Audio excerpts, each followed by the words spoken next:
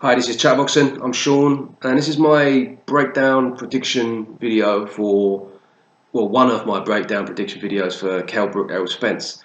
Now, I'm going to break this up into three parts because, sometimes I make a video and I'll be there talking away, look at the clock, and it's like 45 minutes, and I'm like, right, okay, that's the intro done, let's crack on with the rest of it. So, I thought this time I'm going to separate it into three so it's a little bit shorter and I can focus on each part a bit more. So the first one I'm going to do is the mentalities of the two going into this, the mindsets of both of them. Now this should go without saying, but just in case it doesn't, because you never know with some people. Obviously, I've never claimed to be a mind reader.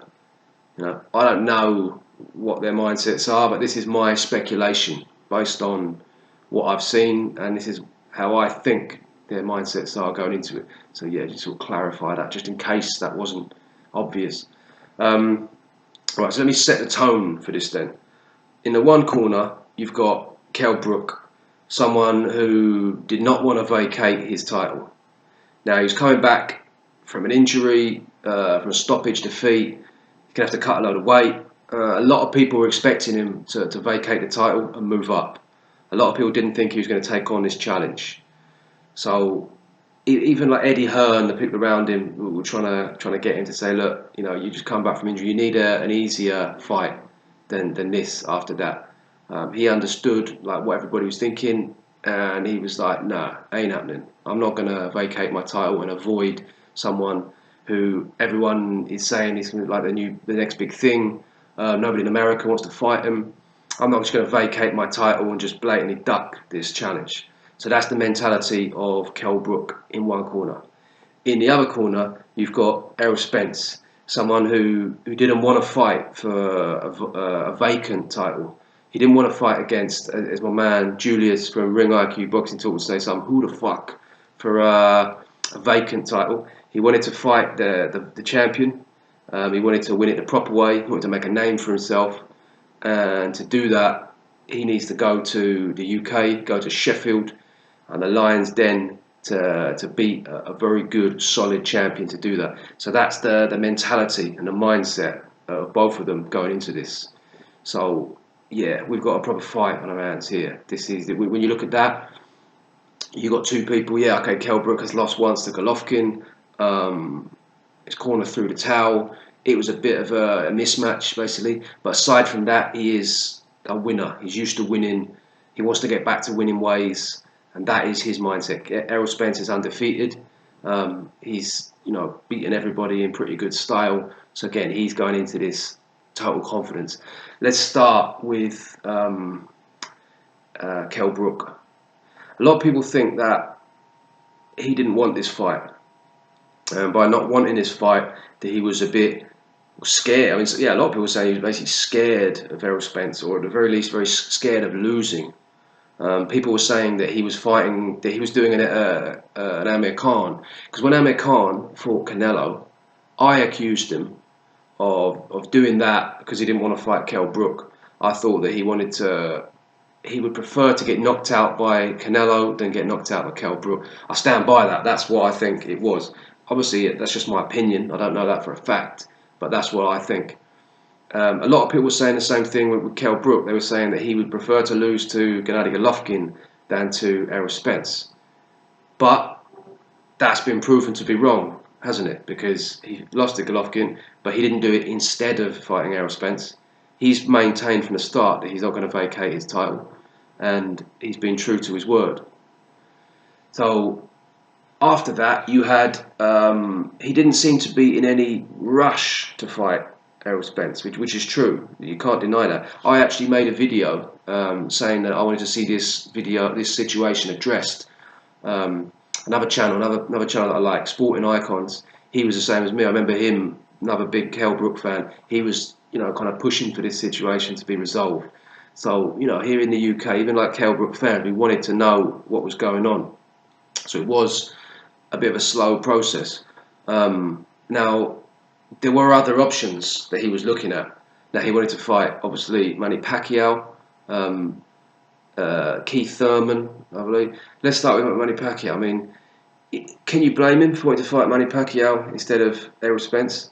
I mean, Kell Brook is someone who's been stuck in the UK for quite a long time. He went and fought Sean Porter, and then since then, none of the other like American champions, in my opinion, again, we don't know what's going on behind the scenes, have wanted to fight him. Keith Thurman, he didn't want to fight him. Danny Garcia, Angel Garcia, lately admitted that they did. He was saying that Errol Spence shouldn't fight Kell Brook. He was saying, "Oh no, he doesn't need. He should just stay here and like take on like sort of easier challenges here in America." Danny Garcia, he only fought Keith Thurman because he had to, so he didn't want to fight him. Keith Thurman, he didn't want to fight Kell Brook. No chance. You got people like Brandon Rios wanting like this millions of pounds to come over and like fight Kell Brook. I mean, do you know what I mean? It's never going to happen. Jesse Vargas, he was going to fight Kell Brook, but then he basically he wanted Kell Brook to basically fight for free. So Kell was like, I can fight you for free, or I can fight Golovkin. Do you know what? Fuck off, mate. You know what I mean? You go fight Manny Pacquiao instead. Make your money doing that. I'm not going to fight you for free. So he's here basically with not that many options. He hasn't really got a big name around the world, so he fought Golovkin, and now he's thinking, right, now I've been in this a long time, now I want to fight some big fights. I want to fight Manny Pacquiao. Errol Spence, you understand, like at this point, I think basically this fight has really increased his notoriety, and this fight now has turned into the biggest fight in world boxing right now. But at the start, it wasn't really like that. Do you know what I mean? It was kind of, yeah, it was big around like hardcore boxing fans, but Kell Brook was thinking, I want to fight bigger names, I want to fight more money, and I think I deserve those big fights. Errol Spence has basically become that big fight through the notoriety, and a lot of that has to do with like the idea that Kell Brook supposedly didn't want to fight him. I think that's added to the size of the fight, not just in America, but also in Britain, when you've got people like myself and people like sporting icons who are like big supporters of Kell Brook, and we're kind of like, come on, mate, we want to see this situation resolved. Like it's getting difficult to defend you here, mate. They're taking a piss a bit, like the Americans. And obviously, the Americans were really starting to get behind Errol Spence because he looks like the real deal, and he's got that kind of attitude that not many American fighters have, where he's willing to to go to other countries and win titles and take on tough challenges outside of America, where he doesn't have everything on his terms. So I can perfectly understand how like the Americans got behind him. Fair play to him. So now we're in a situation where this fight is really big, but I think it's kind of giving people the false impression of like when Kell Brook was trying to fight like Manny Pacquiao instead, Amir Khan. He's always wanted to fight Amir Khan. I mean, this is not a new thing. Miguel Cotto, they mentioned a little bit as well. I mean, I think Miguel Cotto, it would have been an easier fight than Errol Spence. No disrespect to Miguel Cotto, he's obviously a legend, we know that, but he's he's quite old now. He's lost quite a few times. He's taken a few beatings in his time. He doesn't really have the hunger that Errol Spence has. I never really expected him to want to fight Kell Brook anyway, to be honest. But these big names that they were trying to get instead of Errol Spence, I don't really see that as a big thing. When it came down to it, Kell Brook was saying, "I'm not gonna give up my title. No way. So if I can't fight Manny Pacquiao or Amir Khan, I'm not gonna give up my belt." And if I have to fight this Spencer character, then it is what it is. And now we're there. And now this has become such a big fight. He's well up for it now, I believe. I think he's totally focused because now Errol Spence, rightly or wrongly, I mean, he hasn't really earned it, but he is considered. I mean, I to be honest, just looking at him, I think he is like one of the best welterweights out there. And this fight is going to prove a lot about definitely one of them, in my opinion, probably both of them. So this fight has grown on him, in my opinion, Kell Brook. So I think a lot of people have got the wrong end of the stick and thought that he's basically been forced into a corner. He's got nowhere else to go, and now he's just like, okay, fuck it, we'll just come out all guns blazing. I don't see it like that. I see it as he wanted to do other stuff. You could say he was not deluded, but he had an idea that he was now like a mega star in boxing. He didn't really need to fight Errol Spence. He wanted to fight Manny Pacquiao. That fight obviously wasn't on the table, so now we are with Errol Spence. And I think now, because of the magnitude of the event and all the hype surrounding it, I think it's really got him very excited. And I think all the criticism, all the disrespect, all the people writing him off, I think is a serious motivation for him. And I think he's going to be really 100% up for it. Another thing I think that's worth considering is the fact that he lost his last fight. I think that, again, is a huge motivation for him. Now, some people can be affected very badly from a defeat. Other people respond very well. I think Kell Brook's going to be the latter. I think he's a winner. He's used to winning. He's shown before in the past that he's got a real determination. He can.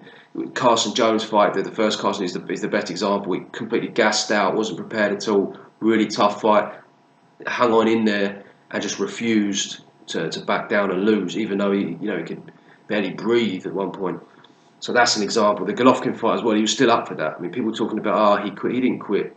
The corner saw how bad the injury was going into that, so they threw the towel in. You know what I mean? If they didn't, then he would have had a serious injury. Now, Dominic Ingle has known Kell Brook since he was like, I don't know how old, like a kid, maybe 8 years old, possibly younger than that, I don't know. More or less 8 years old. He's basically like a son to him. So he sees him with this injury where he could protect. He knows how serious it is. When he's coming back, he's going, look, mate, I can see. He's sitting there, he sees how hard these punches are. We know how hard Golovkin punches. So, he's seen that and he's thought, right, okay, this is enough now. I'm gonna basically throw the towel. I don't see that as having anything to do with Kell Brook. He's still, he was backing away. Of course he was. He wasn't really throwing any punches. It was a good stoppage. But to say that he quit and that he just sort of accepted defeat, I don't accept that. And I think in this fight you're going to see a backlash. I think he's going to think, right, I really want to get back to winning ways. Everybody's ripping me off. Everybody's saying that this bloke's going to come to my hometown and just beat me up, embarrass me in front of my home fans. And you think I'm just going to lay down and accept that? I think you're massive. Anyone who thinks that is massively underestimating the mental strength and the will to win that he has. Carl Froch, when he lost to Andre Ward, then Lucian Bute, who'd been fighting in Canada his whole career. Now, I'm not comparing Bute to Errol Spence, I'm just making an example. He fought in Canada his whole career. He was kind of known for not fighting outside of Canada. And then he suddenly, seemingly, just grew a pair of bollocks to travel to come and fight against Carl Froch in Nottingham after that defeat. And Carl Froch, he was kind of offended by that. He was like, this bloke is taking a piss. He thinks that I'm some mug now, that he's just going to come here to my hometown. He's watched that, and now he's just going to come here and, beat me up. So that was a real driving force for him in that fight, and you saw how he responded to it. I think you're going to see, I'm not talking about the result of the fight, but in terms of the mindset, I think you're going to see a similar thing there. I don't see Kell Brook going in there having like ghosts of Golovkin getting hit hard and like, whoa. I don't see that. I see him like, right, I want to prove myself. This is a chance for him to really establish himself as the number one.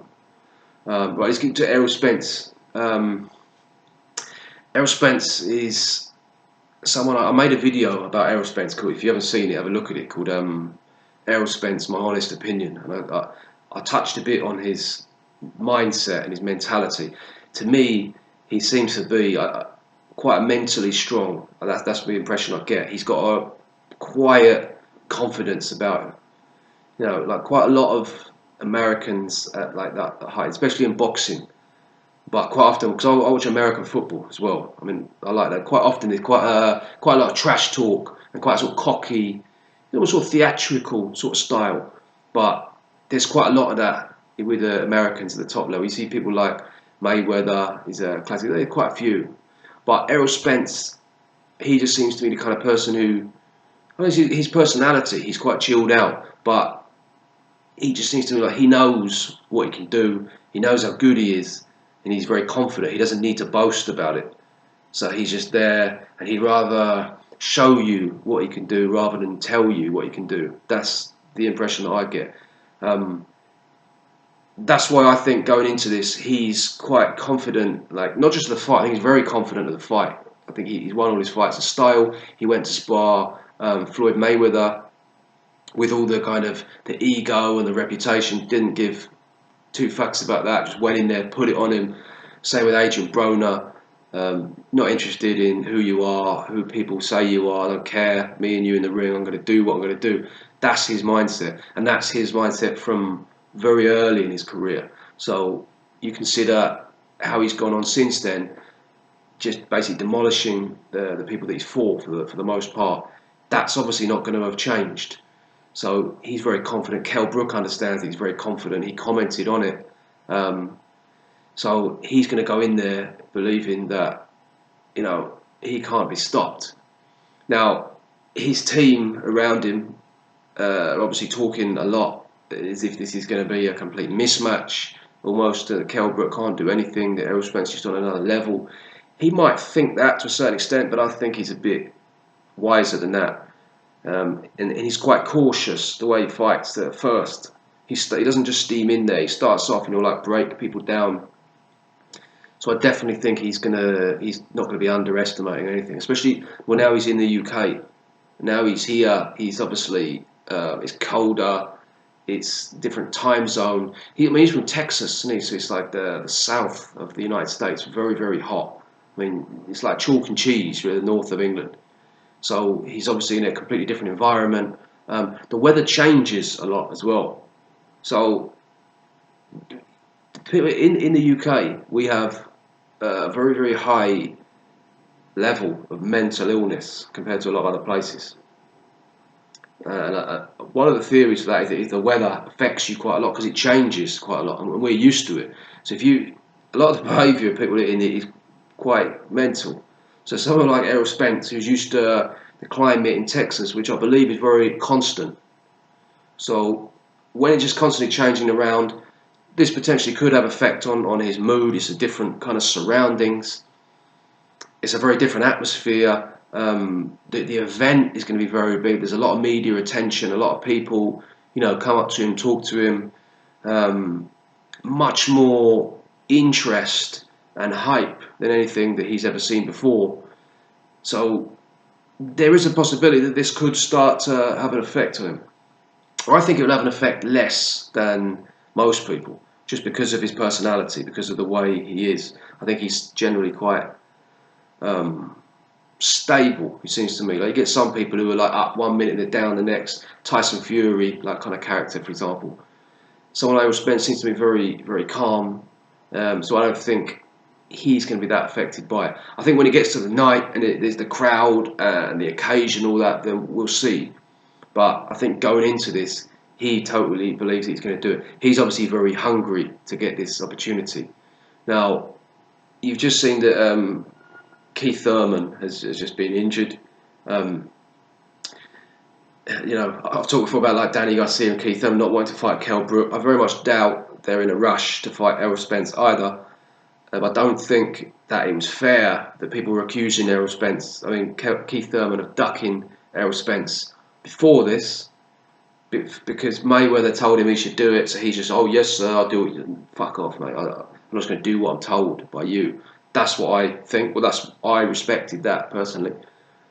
But having said that, I do think that Keith Thurman and definitely Danny Garcia are not particularly in a hurry to fight Spence. So he sees this as a big opportunity, him to get a belt, him to make himself a bigger name, and to really, he's not going to get that many opportunities like this.